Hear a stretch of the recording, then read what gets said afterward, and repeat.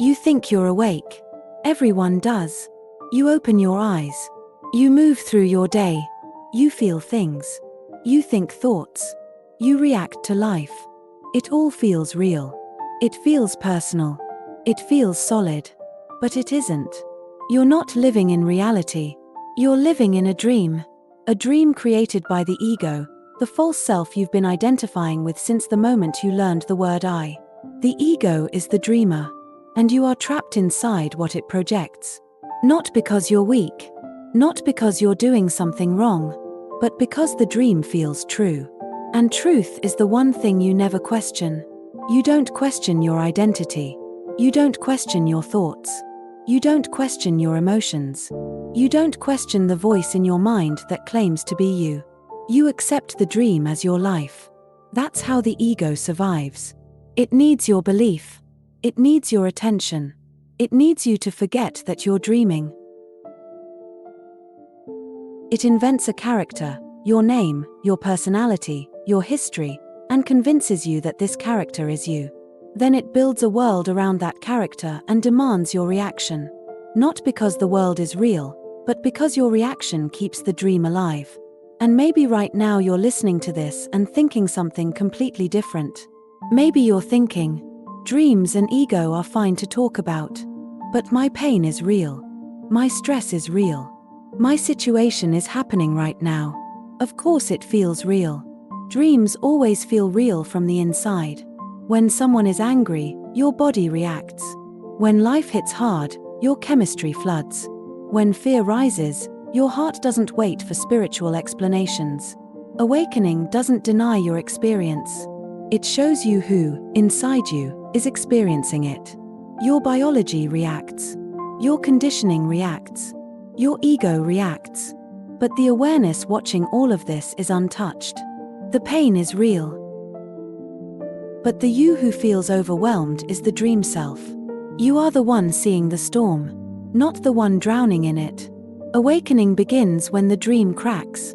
When something in you whispers, "This doesn't feel right. This doesn't feel solid. This doesn't feel like the whole story." It's subtle at first. A quiet discomfort. A gap in your reactions. A sense that life doesn't land the way it used to. You act the same, but feel distant from the one acting. You speak, but feel separate from the one speaking. Life continues, but something in you is no longer convinced. This is the first fracture. The moment the ego senses danger. The moment it realizes you're starting to see through it. And it fights back. It throws fear at you. It throws doubt at you. It pulls old memories from the dark. It resurrects old wounds. It tries to pull you back into the character because it cannot exist without your belief. The ego doesn't care if you suffer. It only cares that you stay asleep. Pain is not its enemy. Awareness is. And as awareness grows, the dream begins to collapse. The walls thin. The narrative weakens. The emotional hooks loosen. You start to notice the space between you and the one you always assumed was you. You see thoughts, but you aren't the thinker. You see emotions, but you're not the one collapsing. You watch reactions, but you are not reacting. This separation is the beginning of awakening. Not bliss. Not enlightenment. Not joy. Distance. Clarity. A shift in identity. You stop being the character and become the witness. And the moment you witness the ego instead of obeying it, the illusion starts to break. You see its patterns. Its fear. Its need to control. Its desperate attempt to keep the dream alive. You see that the ego gives everything meaning, so you never question the one assigning the meaning. It tells a story, so you never notice you're inside a story. But once you see the ego as something happening rather than something you are, its power begins to fade. And the dream begins to dissolve. The collapse doesn't begin loudly. It doesn't warn you. It starts as a fading. A loss of meaning. A quiet sense that the world you built no longer fits around you. You look at your life the way you look at a dream right after waking up. It's still there, but the weight is gone. Your beliefs loosen. Your desires dim. Your plans feel distant. Your reactions feel automatic. Your identity feels thin. This isn't failure. This is the dream unraveling. The ego feels it before you do. It senses that something in you is stepping away from the character. So it panics.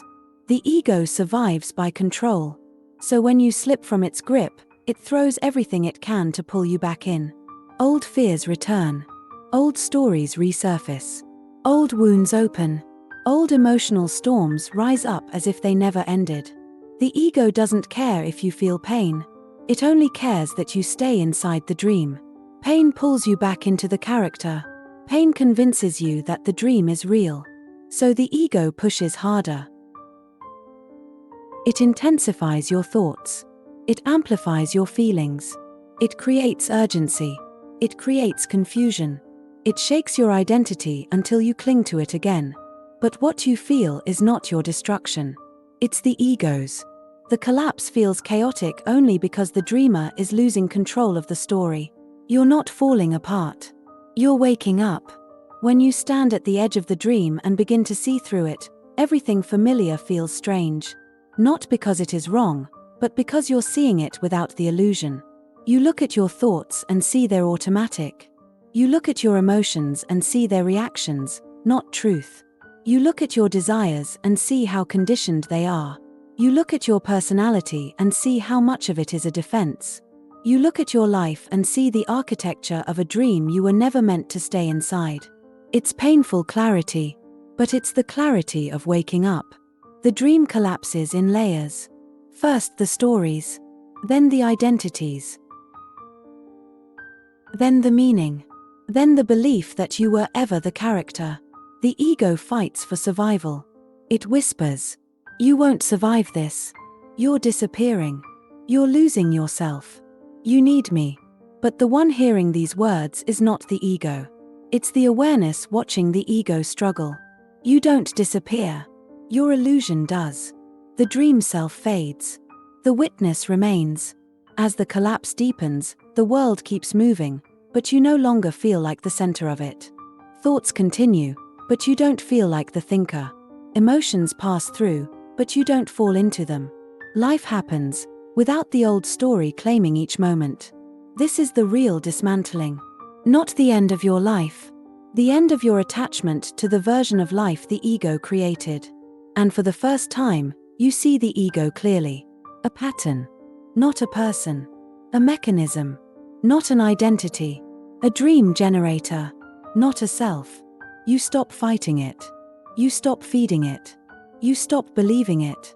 You simply watch.